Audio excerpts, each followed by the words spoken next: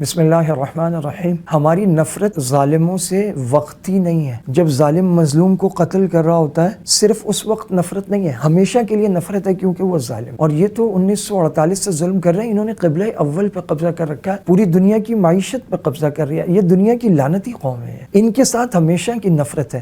تو جو ہم نے بائیکاٹ کیا ہے وہ صرف ان دنوں کا نہیں ہے کہ اب عارضی جنگ بندی ہو گئی تو ہم بائیکاٹ ختم کر دیں گے۔ ہم نے زندگی سے نکال کر پھینک دیا ہے لذت کی، چٹخارے کی اور یہودیوں کی ان چیزوں کو، اور ہم نے عزم کر لیا ہے کہ اب باقی زندگی، اور آپ اگر ان کی اشیاء کا بائیکاٹ کریں گے اور صحیح اشیاء لیں گے، آپ دیکھیں گے آپ کے اعمال میں، آپ کی نیت میں برکت پیدا ہوگی اور نماز پڑھنا اور اچھے عمل کرنا آسان ہوگا۔ یہ جو اس طرح کے گھٹیا لوگوں کی گھٹیا بازاری چیزیں ہیں، ان میں بعض چیزیں اتنی بڑھائی ہوئی ہوتی ہیں انہوں نے جو صحت کو خراب کرتی ہیں، اور اس کی وجہ سے پھر انسان کا جو اعمال کا ایک میکینزم ہے وہ بھی خراب ہوتا ہے۔ اتقوا التنعم، اے لوگو بچو لگژری سے، مزے سے، مستیوں سے۔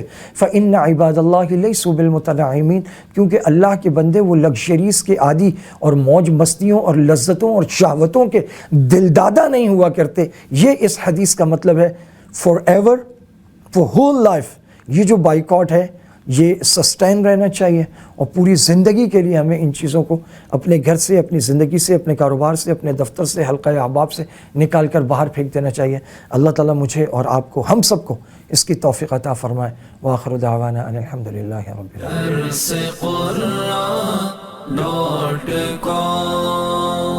www.darsequran.com